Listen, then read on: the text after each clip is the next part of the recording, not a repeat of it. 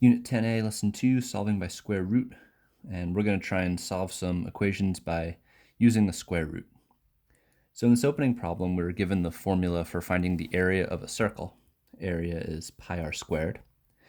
And we want to solve this formula for r in terms of a and pi. So I'm going to take this and rewrite it. A is equal to pi r squared. Now, if I want to isolate the r, I first need to eliminate this pi. Pi is being multiplied by r squared, so I'm going to do the opposite of that and divide. So I'll show that I'm dividing both sides of the equation by pi. Over here on the right, the pi's will cancel out, and I'm left with just r squared. And over here, I'll have a over pi. Now finally, this question wanted r in terms of a and pi, not r squared, so I need to eliminate the squared. So what I need to do is the inverse operation of squared. The inverse operation of this multiplication was division. The inverse operation for squared is to square root. So now the square root and the squared will cancel each other out, and I'll be left with the square root of a over pi equal to r. So this is this new inverse operation that we're going to be working with today, the square root. Inverse operations, addition and subtraction. Those are inverses of each other. Multiplication and division. And power and radical. In other words, if we have squared, the inverse of that would be square root. We say power and radical because we don't want to limit this inverse to just squared and square root. We could have something like cubed, in which case we would cube root, or fourth power and fourth root. So this symbol we call a radical, and depending on what the exponent is will be the level of the root that we're taking. All right, next section, more than one answer. How could that be possible? Let's see, evaluate each, then solve for x. All right, 2 squared. Well, squared means multiplied by itself, and 2 times 2 is 4. And then we got negative 2 squared. Well, if I did negative 2 squared, that would be negative 2 times negative 2. A negative times a negative is a positive, and 2 times 2 is 4. So this is also 4. And this leads us to x squared equals 4. Now, we have to solve this equation. So we just learned that to eliminate a squared, we have to square root because that's the inverse operation. So I'll go ahead and I'll square root both sides of the equation. And this will give me x by itself. However, the square root of 4 becomes a little tricky. If I were to just go to my calculator and type in the square root of 4, it tells me it's 2. And 2 definitely is an answer to this.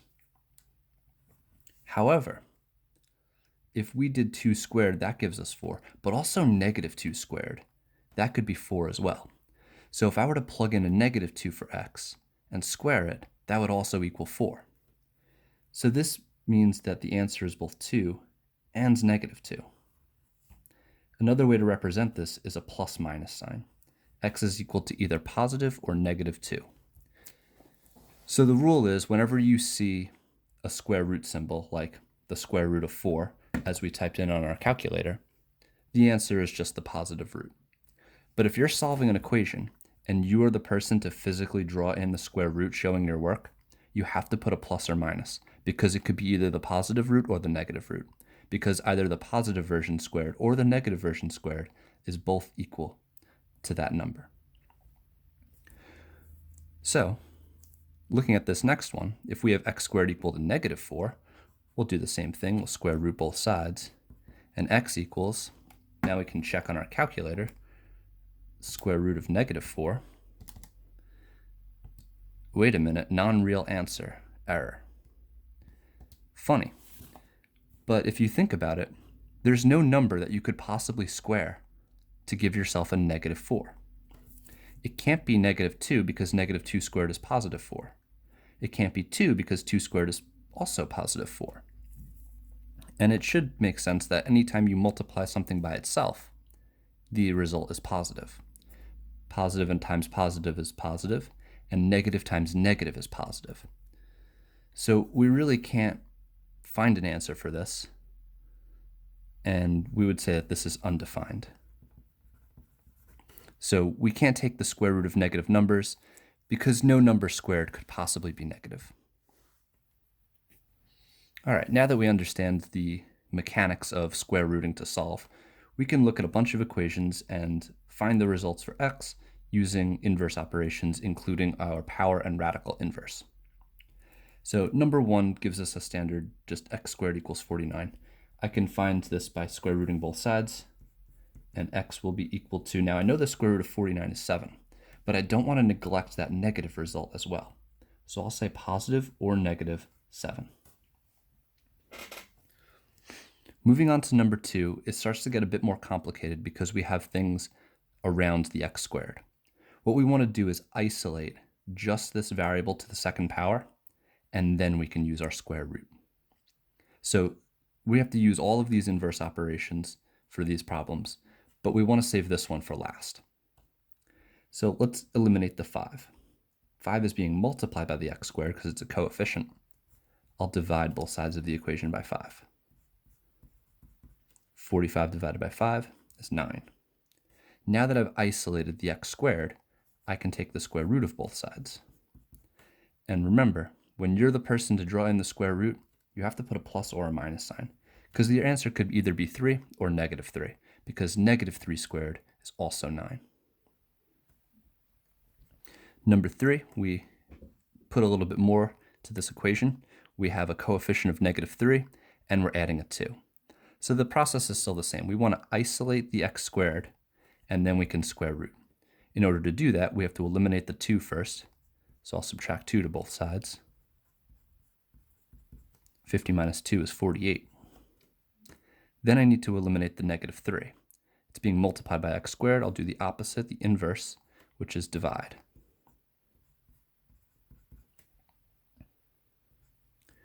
48 divided by 3 is 16. Now I can square root both sides. And wait a minute, I'm trying to take the square root of a negative number. When I took the square root of a negative up here, it was undefined. That's because no number squared could be negative. So this is undefined. No solution. That's another thing you could write. You could also say no solution.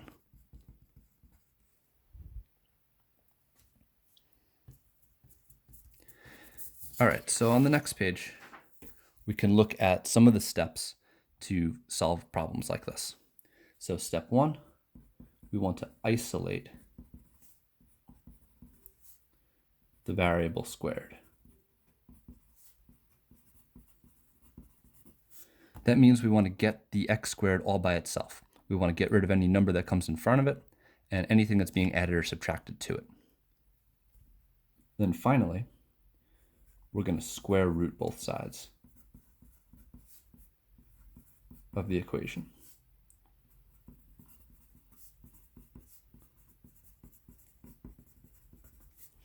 All right, so we'll isolate the variable squared, then square root both sides of the equation. This practice section you should be able to complete on your own, so pause the video now and give numbers 1 through 8 a try. Once you've given them a fair go, resume the video and watch my solutions. Okay, so now that you've given these a try, let's see if you got them right. X squared equals 81. My variable squared is already isolated, so all I need to do now is square root both sides. The square root of 81 is 9, but negative 9 squared is also equal to 81. So I'll say plus or minus 9. In number 2, I have to eliminate the 8. I'll add 8 to both sides. X squared is equal to 121. Then I can square root both sides, and x is equal to either positive or negative 11. In number 3, I have to eliminate the 9. It's positive, so I'll use subtraction to eliminate it. Now, since I've eliminated this 9, I still have the negative in front of the x squared, so that can't go anywhere. Negative 27 minus 9 will be a negative 36. You might be worried because we have an x squared term equal to a negative, but we still need to eliminate this negative in front of the x squared. To do that, we can either divide or multiply by negative 1. Now x squared is equal to 36. This is good because we have it equal to a positive number. Finally, we can square root each side, and x will be positive or negative 6. In number 4, x squared is equal to a negative number. Now this is troublesome because we don't have a negative in front of our x squared. So if I were to go to square root, I would have the square root of a negative. And we're not allowed to do that, so this is undefined. No number squared could possibly be equal to a negative 144. In number 5, it's a similar type of problem to these other ones, but the x squared term is on the right. This shouldn't make it any more difficult. We'll just have to move everything to the left and isolate our x squared over here on the right. So I'll add 52 to both sides. That will give me a 64 is equal to 2 times x squared. Then we can divide both sides by 2. So we'll have 32 is equal to x squared. And finally, we can square root both sides. And the square root of 32 is not a perfect square. It's a big decimal. So for this lesson, I'm just going to leave it as plus or minus the square root of 32. In other parts of the course, we'll talk about how to simplify this radical further, but for the sake of this lesson, I'm just going to leave it like that. Number 6, we have x squared on both sides of the equation. So it's really up to us, whatever side we want to move the x squareds to. For me, I'm going to move them over to the left. So I'll subtract x squared from both sides. I want to collect all my x squareds on one side of the equation because I need to isolate that variable squared. So this will give me 2x squared minus 3 is equal to 15. Now I can eliminate this negative 3 by adding it to both sides. I can eliminate the 2 by dividing. And finally, to get x by itself, I will square root both sides of the equation. So x will be positive or negative 3.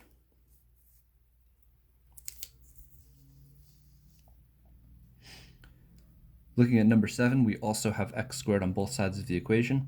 I typically like my variable on the left, so I'm going to go ahead and eliminate the negative 2x squared. It's negative, so I do the opposite, which is positive.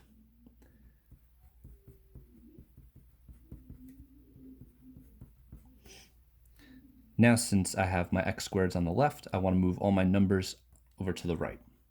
So I'll subtract 4 from both sides. Negative 3x squared is equal to negative 48. Now I have to eliminate my negative 3. I'll do that with division, since it's being multiplied by x squared. Anytime you see a number in front of a letter, that's multiplication. So the negative 3's will cancel out, and x squared will equal 16 because a negative divided by a negative is a positive. Finally, I can square root both sides, and x is either positive or negative 4. Number 8 is a whole mess of stuff, but the idea is the same. We want to collect all of our x squared terms on one side of the equation and have it equal to a number, then we can square root. All right, we can start with some distribution. 4x squared plus 8 plus 3x squared equals 3x squared plus 12. I could combine like terms here, and I'm sure a lot of you have, but I noticed that I have 3x squared on both sides of the equation, so I think it may be easier if I just subtract 3x squared from both sides. That way on both sides they'll cancel out. All right, now let's get rid of this 8. 4x squared is equal to 4. Then from here, I can eliminate this 4 with division.